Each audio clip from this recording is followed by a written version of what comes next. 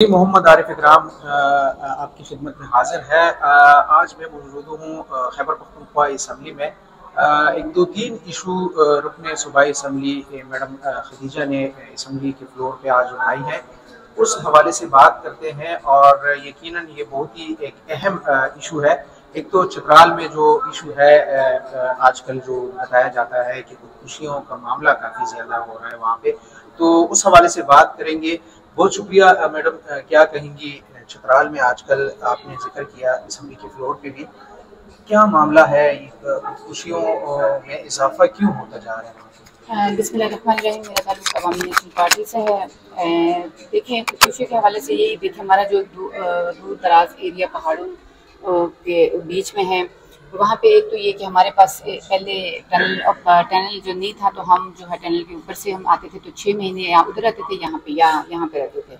उसके बाद टनल बना तो उसमें भी ये होता था कि टाइमिंग होती थी कि हम निकले, किस टाइम निकलना है, किस टाइम नहीं निकलना। और वहाँ पे पढ़े लिखे लोगों का रुझान ज़्यादा है, चाहे 3 घंटे भी क्यों, क्योंकि वहाँ पे हर जगह स्कूल, हर जगह कॉलेज, हर जगह यूनिवर्सिटी में बच्चियाँ 3-3 घंटे भी, ऐसे जगह है कि 2-2 घंटे भी बच्चियाँ पैदल चल के आके अपनी तालीम हासिल करते हैं। कुछ तो यहाँ पे पेशावर में आके यहाँ पे पढ़ते हैं, और मतलब इस तरह उन्होंने तालीम पे रुझान ज़्यादा थी। उसके बाद आप खुद देख रहे हैं कि लोगों को जॉब नहीं मिल रही, बेरोजगारी ज़्यादा है, कुछ करने को है नहीं, क्योंकि सर्दियों में तो तमाम चीज़ें जो खेती बाड़ी वो भी बंद हो जाती है, और गर्मी में जो थोड़ी बहुत वो होता है, तो वहाँ पे ऐसी कोई मसरूफियत भी एक चीज़ ये नहीं है कि वहाँ पे अगर कारखाने हो, ऐसे बच्चों के लिए रोज़गार सिस्टम हो, जिस पर मैं अभी बात भी कर चुकी हूँ जो बेरोजगारी के हवाले से, तो ऐसे कुछ हो तो बंदा उसमें मसरूफ़ हो जाए। अब वहाँ पे ये कि हमारे सरकार की पर्दा ख़वातीन हैं, बच्चियाँ हैं, और पर्दे में होती हैं, तो ज़्यादा उनको इस तरह परमिशन नहीं है सोशल मीडिया पे, या अब आ रही है मगर मुख्तलिफ जगहों पे, हर किसी के अपना मज़हब, हर किसी का अपना कल्चर, और उस हिसाब से तो वहाँ पे ऐसे भी हैं लोग हैं पर्दे में हैं, और कुछ ऐसे भी हैं। ज़्यादा इज़्ज़त की बात है, जब बंदे की इज़्ज़त पे बात आती है तो वो उसके लिए अपनी जान भी दे देता है।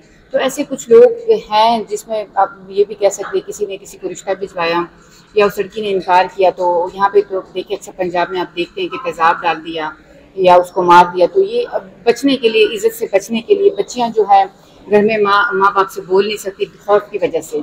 तो मैं अपनी तमाम बहनों और बेटियों, जितनी भी वहाँ पे चित्राल में जो बच्चियाँ पढ़ रही हैं, जो पढ़ के फारिग हुई हैं, जो गैर शादीशुदा या शादीशुदा कोई भी ऐसा मसला हो, कुछ देर के लिए आप उस पर सोचे, डरने की जरूरत नहीं, हर चीज़ का एक हल होता है। तो इस वजह से वो एक ब्लैकमेलिंग होती है कि इस वजह से वो इज्जत पे आके वो खुदकुशियाँ करती हैं। तो इसके रुझान कम करने के लिए सूबे को कुछ करना चाहिए, डॉक्टराना से भिजवाना चाहिए, रोजगार सिस्टम होना चाहिए, क्योंकि एक बच्ची आला तालीम याफ्ता पढ़ के वो घर में बैठी है, उसके पास तो कुछ है नहीं और करने को। तो या ऐसे रिश्ते आते हैं, तो या कोई गरीब फैमिली से होता है या लड़का अमीर फैमिली से होता है, तो ज़ाहिर लड़की अपनी इज्जत से डरती है कि दूसरा रिश्ता नहीं आएगा। ऐसे बहुत से वजूहात हैं कि ब्लैकमेलिंग है। इसके लिए प्रॉपर तरीके से वहाँ पे इदारे, सरकारी इदारे होने चाहिए जो खुफिया तरीके से इन चीज़ों को हल करें। मैंने अभी असम्बली में ये बात की कि ऐसे इदारे बनाएं कि खुफिया तरीके से इन चीज़ों को डील करें, उनको उछाले ना।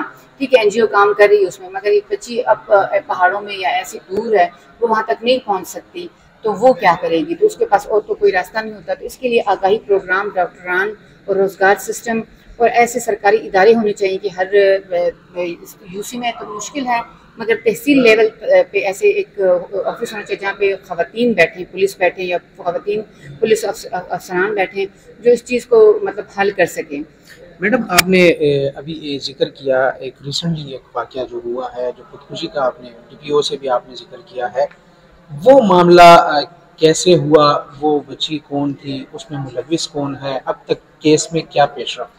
जी, ये देखिए, आप सोशल मीडिया में मेरे ख्याल में आप देख भी चुके हैं। वहाँ पे ये हुआ था कि बच्ची जो है उसको पहले एक रिश्ता आया था, तो बच्ची ने इनकार या घर वालों ने इनकार किया गया कुछ, ज़ाहिर है ये तो ढकी छुपी, जब लड़का अगर किसी से प्यार करता है तो वो उस पर माँ बाप उसका रिश्ता करवा दे कि मेरी बेटे को ये पसंद है। तो ये भी इस्लाम ने भी हक दिए कि अब बेटी हो बेटा हो, उसकी पसंद की शादी होनी चाहिए। ठीक है, अगर हुआ, ऐसा कुछ हुआ भी, तो ज़ाहिर लड़की ने उसको कहा अगर शादी करनी तो मुझसे शादी करो। मैं एक वैसे अपनी तरफ से एक बात आपको कह रही हूँ ना, अगर बच्ची ने इसको एक लड़के का, मैं अब ये नहीं कहती कि 5 उंगलियां जैसे बराबर होती हैं सब मर्द बुरे होंगे, ये बात नहीं है, मगर कुछ ऐसे निकल आते हैं कि गलीज लोग कि ना, जो बाकी मर्दों को भी बदनाम करते हैं। तो ऐसे ही है, तो अगर उस लड़की का रिश्ता उसने कर लिया, तो उसने अपने जिससे उसका रिश्ता हुआ उसके साथ जो भी उसके फ़ोन पे बात होती थी, तो उस लड़के ने उसको बार बार ब्लैकमेल किया, किसी भी तरीके से किया। तो वो लड़की तो अपने हक में थी कि मेरा रिश्ता हुआ है, तो मैं एक कैसे गैर मर्द से बात कर सकती हूँ, तो उसने इस तरह करके उसका रिश्ता तोड़वाया, उसके ससुराल वालों को, उसके हस्बैंड को, जो भी है। मगर मैं उनकी जो माँ बाप बहन भाई, मैं उनकी शुक्रगुजार हूँ और उनका शुक्रिया अदा करती हूँ जिन्होंने मरने के बाद भी अपनी बेटी का साथ दिया और शर्म महसूस नहीं की, उसके लिए आवाज़ उठाई और पूरे चित्राल इस पे आवाज़ उठा रहा है। और इंशाअल्लाह मैं भी इनके साथ हूँ, इस पर मैं आवाज़ उठाऊंगी। तो मेरी तमाम माँ बाप से गुजारिश है, इंसान है, गलती हर किसी से होती है, तो माँ बाप भाइयों से गुजारिश है कि उनको सपोर्ट करें। तो कोई जानबूझ के तो गलती नहीं करता, गलती हर इंसान से हो जाती है, चाहे मर्द हो औरत हो। जब बच्ची को पसंद आए तो गलत है, अगर बेटे को पसंद आए तो सही है। तो इस चीज़ को सामने रखती तो मैं उनके माँ बाप को शुक्रिया अदा करूँगी। तो उस लड़की ने ब्लैकमेल इस हद तक उसको किया, उसको बदनाम किया, उसका रिश्ता तोड़वाया। तो लड़की मजबूर होकर भी तफ्तीश चल रही है कि उसको मार के दरिया में फेंका है कि इस लड़की ने मजबूरन खुदकुशी की है। अगर खुदकुशी भी की है, उसका कसूरवार लड़का है, क्योंकि लड़की ने तमाम सबूत जो है वो छोड़ के गई है कि इस नंबर से मुझे ब्लैकमेल करते थे। अगर उसको मार के भी फेंका है तो उसको सजा होनी चाहिए, ताकि आइंदा कोई बंदा या कोई शख्स इस तरह ना करे। बहुत शुक्रिया मैडम। एक आखिरी सवाल ये बताइएगा कि आपने असेंबली फ्लोर पे एक बात की है जॉब्स के हवाले, खास तौर पर और करप्शन के हवाले से, उस हवाले से थोड़ा सा। जी बिल्कुल, हमारे वहाँ पे चित्राल में अभी पोस्टिंग, मुख्तलिफ जगह पोस्टिंग आई हुई है। तो वहाँ पे कुछ लोगों ने जमा किए कागजात, और उसके बाद अभी मुझे कल से फ़ोनें आ रही हैं और कह रहे हैं कि हमें इंटरव्यू के लिए नहीं बुलाया। तो मैं भी यही कह रही हूँ कि इस पर तफ्तीश हो, बाकायदा जो भी पोस्टें आए इश्तिहार उस पर लगे, बाकायदा उन पर इंटरव्यू पर बुलाएं। इंटरव्यू पर बुलाने के बाद उनको शॉर्टलिस्ट किए ताकि दूध का दूध पानी का पानी हो जाए और जो चीज़ें वो सामने आए। बहुत बहुत शुक्रिया।